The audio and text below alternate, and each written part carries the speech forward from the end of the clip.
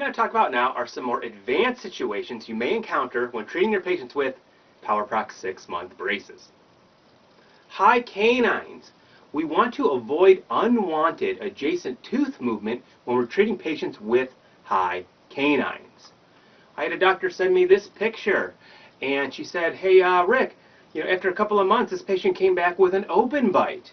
I'm going to show you how you can avoid this from happening." You can get unwanted adjacent tooth movements if you approach those high canines in an improper way.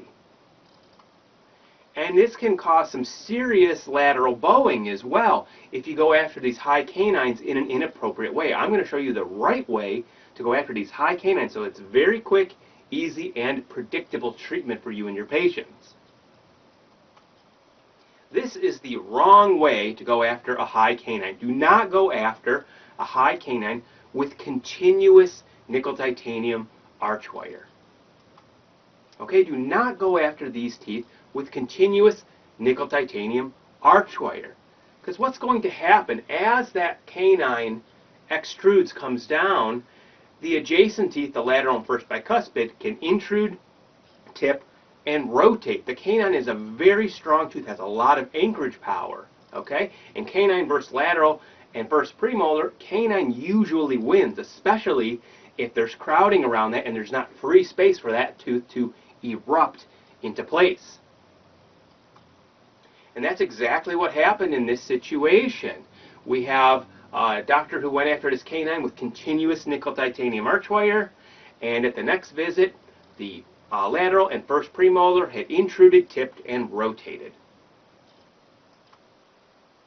Again, this can get really bad when you're going after these high canines inappropriately with continuous nickel titanium archwire. This is a more appropriate way to go after these high canines. You want to use a wire that bypasses the canine itself and then go after the canine from the archwire to the tooth itself. If you use an elastic to go from the canine down to the archwire without bending that archwire up directly to the canine, you're going to get a much more predictable tooth movement. It'll actually be faster because you're going to avoid those unwanted side effects of the adjacent teeth. It's going to help bring that tooth more straight down without getting tipping, intrusion, and rotation of the adjacent teeth. So what you want to do with these high canines is you want to tie the canine into the archwire, not with continuous nickel titanium archwire. Tie it into the archwire. I like to use a knotted power chain, the same kind of knotted power chain we use when we're placing rotation ties. Then when it's down a little bit, we can place a piggyback archwire.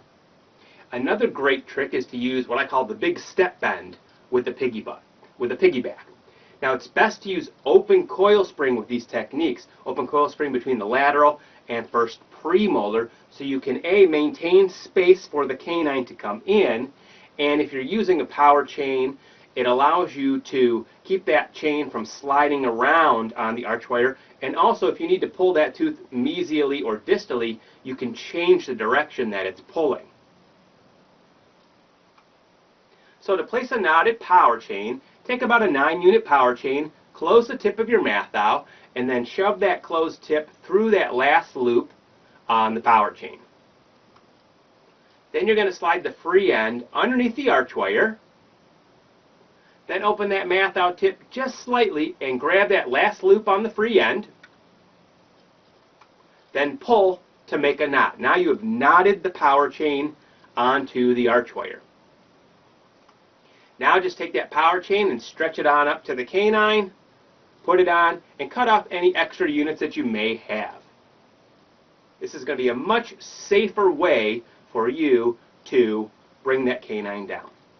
And here's a clinical case where we did just that. Now you can see in this case we have open coil spring. We have a wire that's bypassing the canine, open coil spring to maintain the space for the canine. Now remember, one of the things I said about the open coil spring, besides maintaining space, you can use it to change the direction that power chain, that knotted power chain, is pulling. In this case we didn't want to pull it just straight down, but we wanted to also pull it towards the distal. So we have the knot anchored more towards the distal, and the open coil spring can help keep it there. So we're killing two birds with one stone, bringing that canine down and also moving it distally.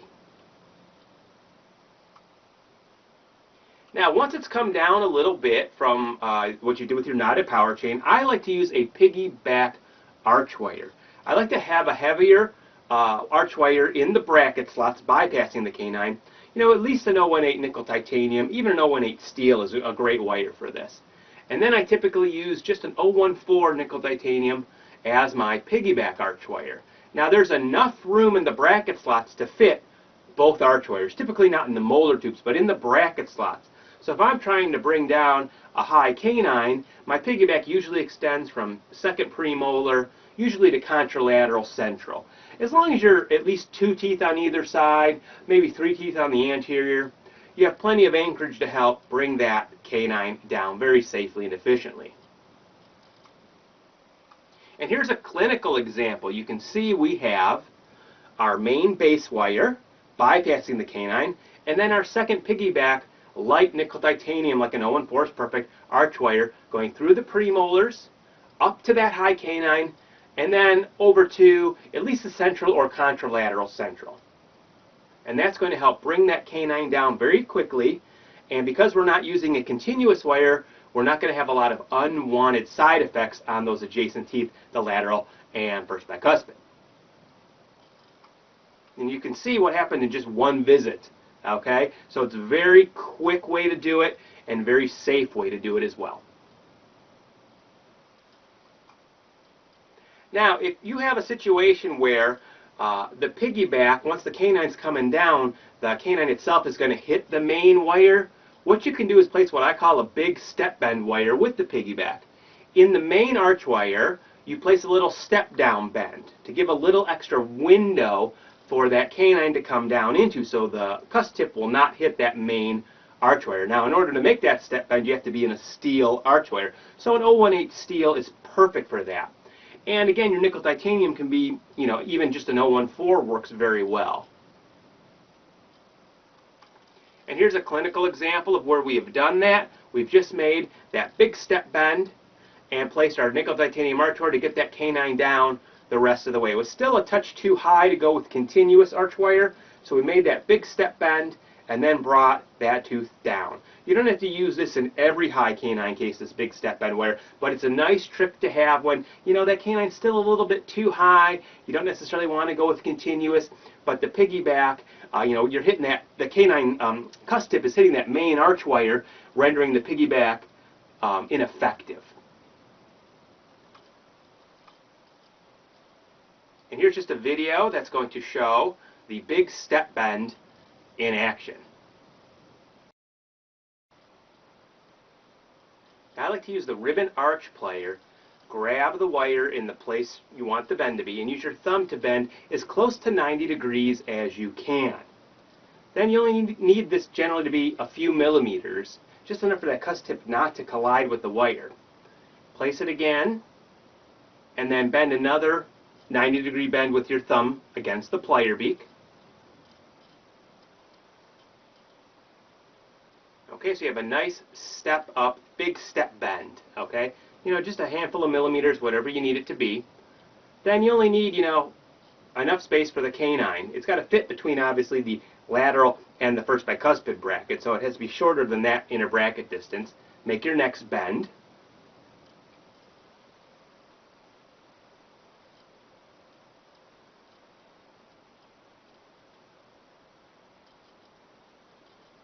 Then one last bend to make sure now you have your nice big step bend placed.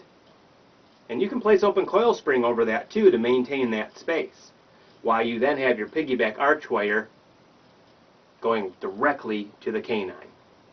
So this allows that wire to still bypass the canine, but there's that little window, that big step bend creates that little window, so as the piggyback's bringing it down, it will not get in the way. That main arch wire is not going to collide with the cuspid, getting in the way of that final movement. Great little trick. Now, what if you have what I call a not-so-high canine? A canine that's not quite high enough for a knotted power chain or a piggyback arch wire. Here's a neat little trick in those situations. It's what I call the canine sling. The canine's still too high for me to want to go up after it with continuous arch wire.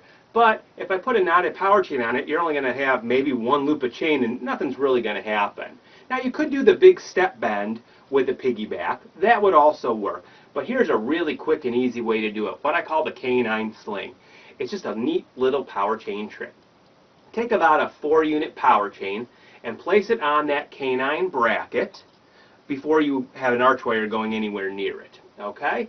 Then what you do is you tie in the arch wire everywhere else, and then you're going to just loop that power chain over those remaining units. So you basically have a little sling that the wire sets in, and you can see that the wire is going to be incisal to the bracket. So the nickel titanium arch wire will not, be reaching way up to get that canine. It's going to be a bit lower, so that's going to help prevent unwanted side effects, unwanted movement on those adjacent teeth while still bringing that canine down.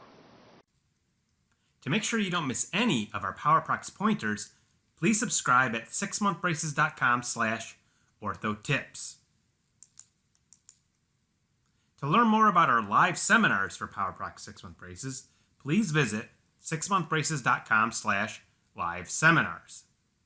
To learn more about our unlimited case support and online seminars, please visit 6monthbraces.com/online-seminars. If you prefer to call us, our phone number is 440-646-1000.